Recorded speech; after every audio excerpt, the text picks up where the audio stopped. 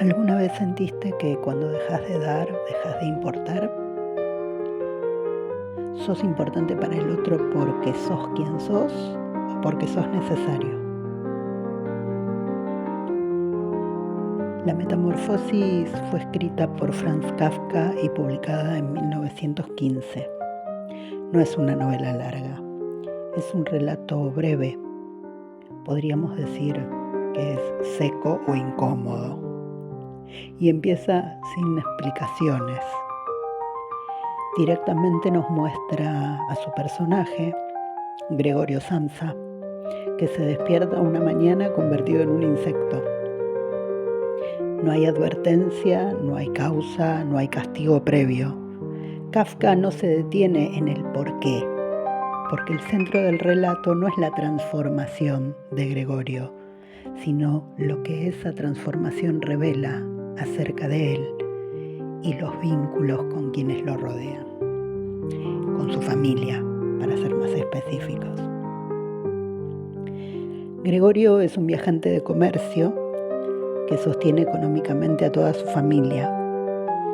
Trabaja en algo que detesta, pero nunca se queja, nunca se corre, nunca pone en cuestión su lugar. Su identidad está completamente atada a una función, ser útil. Por eso cuando se despierta transformado, lo primero que aparece en él no es el horror, no es tristeza, no es la pregunta por su cuerpo, ¿qué sucedió? Lo primero que aparece en él es la culpa. Culpa por llegar tarde al trabajo, culpa por no cumplir, culpa por el dinero que su familia va a dejar de recibir. Esto es un dato muy importante. Y hay otra cosa que se nota en el relato y que también es importante. Gregorio no se revela. Gregorio no dice que no. Gregorio no decide correrse de ese rol de darle a su familia lo que necesita, de sostener a toda esa familia.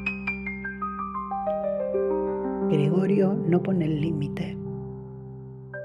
El límite aparece solo y él intenta desesperadamente adaptarse a ese límite para seguir ocupando ese lugar de proveedor, para seguir siendo necesario.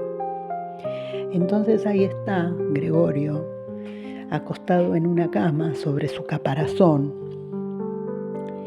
y está pensando cómo va a organizar su rutina, cómo va a hacer para levantarse igual de esa cama, cómo va a llegar a su trabajo, cómo va a cumplir igual que todos los días con todos los que esperan de él algo, aunque ya no puede, objetivamente no puede hacerlo.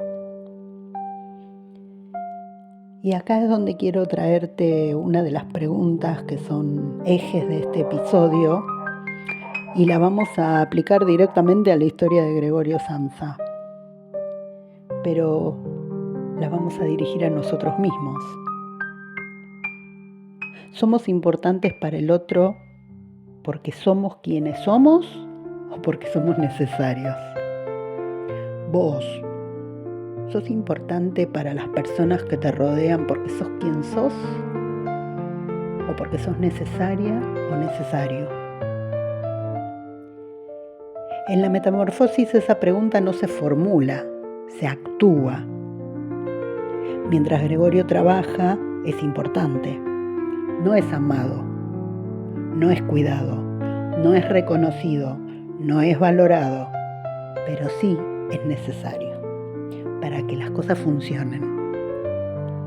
Y cuando deja de funcionar él, no aparece el cuidado, ni la comprensión, ni la empatía.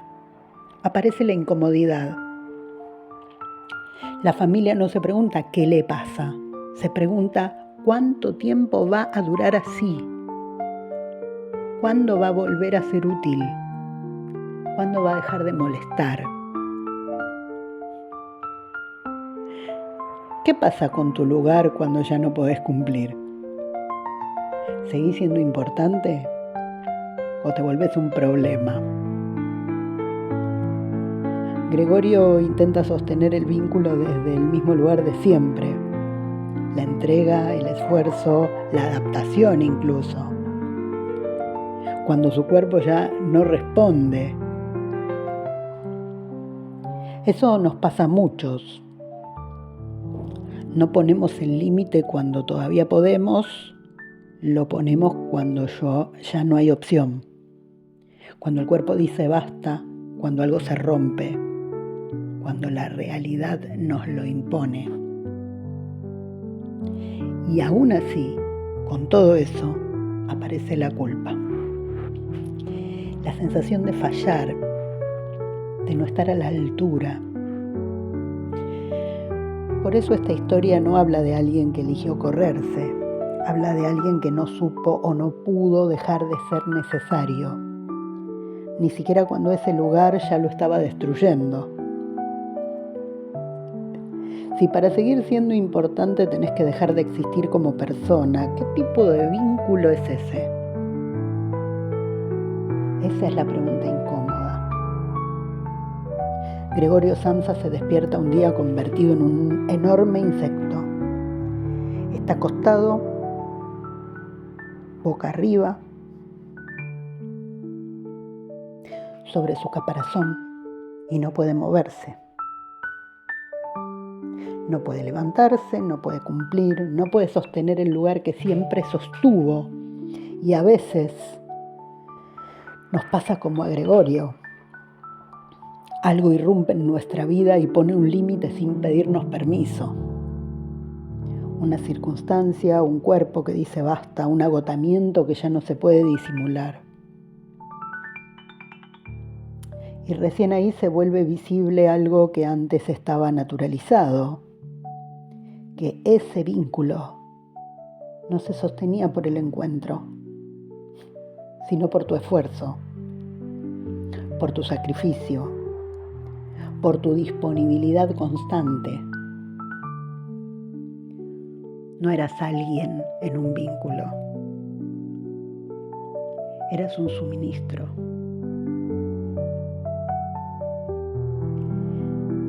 Y voy a preguntarle algo a quien me está escuchando, ¿no? ¿Te pasó alguna vez darte cuenta de que una circunstancia puso un límite al rol que ocupabas en un vínculo? No como persona que merece respeto, reciprocidad, cuidado, agradecimiento y contención, que son cosas básicas en cualquier vínculo, sino como alguien que estaba ahí para sostener, calmar, resolver, proveer. ¿Estás esperando a veces que algo pase desde afuera para que esa dinámica se rompa? Una crisis, un quiebre, un límite impuesto. Porque si estás esperando que algo irrumpa para poder correrte, ese deseo, déjame decirte, ya es una señal. No es debilidad, no es exageración. Es la prueba de que hay un límite que necesita ser puesto. Cambiemos un poco la perspectiva, pero seguimos en el mismo tema. Si venimos un poco más acá en el tiempo, hay una novela que se volvió muy conocida, ¿no? Es El cuento de la criada, de Margaret Atwood, publicado en 1985 y llevado a serie muchos años después. Esta historia nos muestra otra perspectiva de algo muy parecido a lo que le pasa a Gregorio Samsa. Pero ahora no se trata de una familia, se trata de un sistema entero. El cuento de la criada imagina una sociedad donde ciertas mujeres son reducidas a una sola función, gestar. No importa su deseo, no importa su historia, no importa su mundo interior. Importa lo que pueden dar, lo que pueden producir, lo que garantizan para la continuidad del sistema. Y acá hay algo muy importante para decir. Esta historia no habla solo de mujeres. Dentro del mismo sistema hay mujeres que someten a otras mujeres, que vigilan, que castigan, que sostienen la lógica del control sobre esos cuerpos que están puestos solo para gestar. Por eso no vamos a leer esta historia desde una cuestión de género, sino desde los roles que ubican esos cuerpos. Porque cuando un vínculo o un sistema funciona a partir del sometimiento, no hay hombres y mujeres. Hay quienes dominan y quienes son dominados. Hay quienes deciden y quienes son usados. Hay víctimas y hay victimarios. En el cuento de la criada, el cuerpo no pertenece a quien lo habita, pertenece al sistema. Y el límite no solo está prohibido, es impensable. La criada no puede decir que no puede correrse, no puede elegir. Y cuando alguien no puede elegir, no es porque no tenga voluntad, es porque el costo de elegir es demasiado alto. Hicimos algunas preguntas al abrir este episodio y te voy a traer otra de esas preguntas. ¿Qué pasa con tu lugar cuando ya no podés cumplir? ¿Qué pasa con tu lugar cuando ya no podés cumplir? En el mundo de Atwood, cuando una criada deja de cumplir su función, no se la escucha, no se la cuida, no se la acompaña, ni siquiera se le agradece. Se la descarta, se la reemplaza. Y eso, aunque suene extremo, toca algo muy cercano. Porque hay vínculos familiares, laborales, afectivos, que funcionan con la misma lógica, solo que sin uniformes ni rituales visibles. Vínculos en los que mientras das, mientras ofreces, mientras sostenés, todo parece estar bien. Cuando necesitas, cuando dudás, cuando querés correrte, aparece el castigo, la culpa, el silencio, la amenaza de pérdida. Entonces, la pregunta que surge de esto toca algo íntimo en nosotros. Te ven, te escuchan cuando necesitas o solo cuando funcionás. En los sistemas que se sostienen a partir de cuerpos disponibles, el límite no es una incomodidad, es un peligro. Porque si uno deja de estar disponible, todo el engranaje se resiente. Por eso, un sistema que usa cuerpos y personas no negocia, coacciona.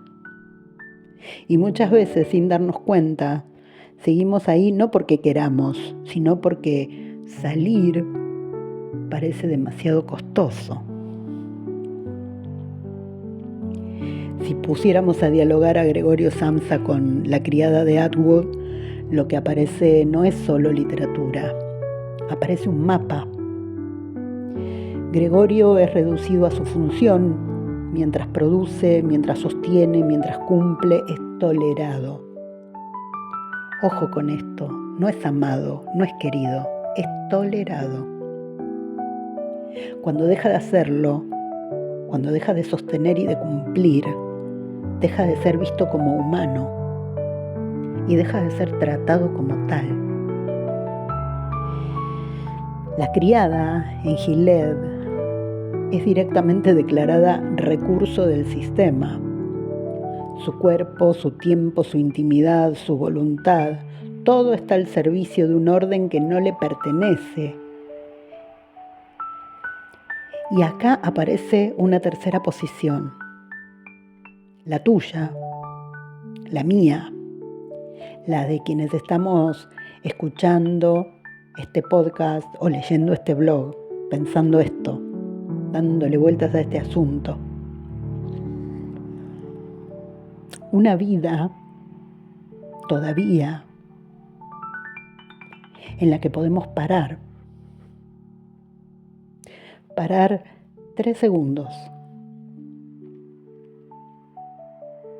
respirar y mirarnos con amor, con respeto, con paciencia, pero sobre todo con lealtad hacia nosotros mismos. No para preguntarnos qué rol ocupamos, porque los roles se pueden justificar, sino qué lugar estamos ocupando en nuestros vínculos. Porque cuando el vínculo se sostiene únicamente en lo que damos, en lo que garantizamos, en lo que resolvemos, no estamos en un vínculo entre pares, estamos en un lugar de suministro. Quienes hemos estado ahí lo sabemos, lo identificamos perfectamente. Quienes están ahí lo ven, lo saben, lo notan, lo sienten. Y también sabemos lo otro, ¿no? Sabemos el miedo que da a correrse. Sabemos del costo emocional de poner un límite. Sabemos del riesgo de ser señalados como egoístas, difíciles, inestables. Sabemos de las campañas de desprestigio. Sabemos de la necesidad de ajustar nuestra imagen a la narrativa que quienes se benefician de nosotros tienen que sostener hacia afuera. Sabemos de los susurros que ponen en duda la cordura, los valores, la identidad, no porque hayamos hecho algo mal, sino porque dejar de proveer desarma sistemas enteros. Vamos a pensar en 10 formas habituales en las que las personas quedamos atrapadas como suministros. Para poder verlo con claridad, vamos a ponerle nombre. Vamos a ver algunas formas comunes. Ser quien siempre sostiene económicamente, incluso a costa de tu propio bienestar. Ser quien garantiza la estabilidad emocional de todos sin recibir contención. Ser quien mantiene la casa, el orden, la logística para que otros funcionen. Ser quien cuida a los hijos, familiares o dependientes como si fuera su única identidad. Ser quien escucha, comprende y perdona todo, aunque nunca sea escuchado o escuchada. Ser quien resuelve conflictos ajenos para que no haya problemas. Ser quien cede sus tiempos, proyectos y deseos para no incomodar. Ser quien ofrece intimidad, afecto o disponibilidad sexual como moneda de permanencia. Ser quien sostiene la imagen familiar, laboral o social, aunque por dentro se esté cayendo. Ser quien vale mientras sirve y se vuelve prescindible cuando ya no puede. Ese lugar es transaccional. Y en los vínculos transaccionales el amor no habita. Y no hablo de la logística entre dos pares que sostienen un vínculo. Hablo de lugares que están definidos, donde claramente uno siempre da y el otro siempre se beneficia.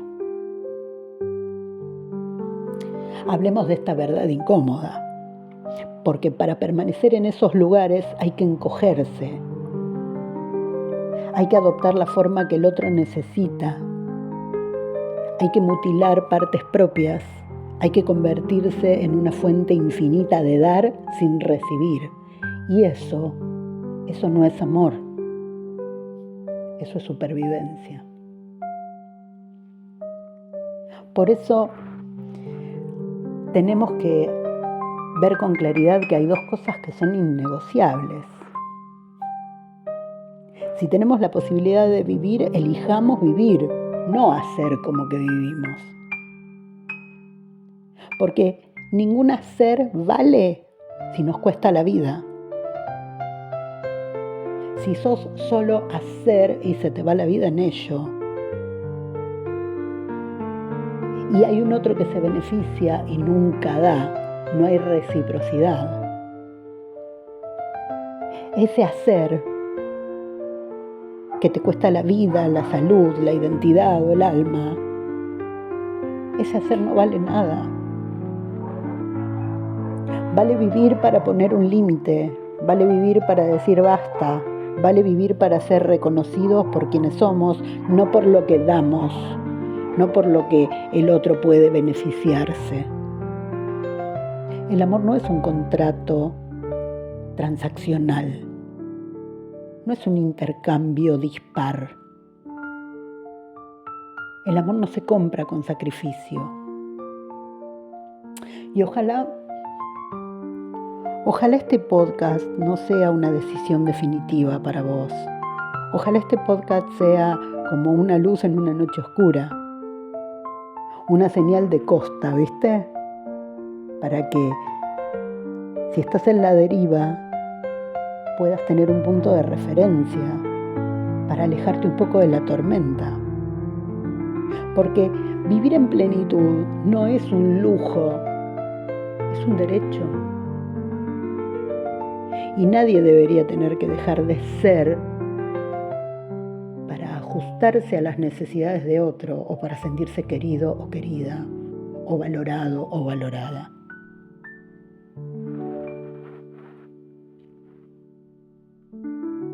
Y que se nos vaya la vida en eso, en ser plenos, libres, dentro de nuestros límites. Y que esos límites sean respetados desde el amor.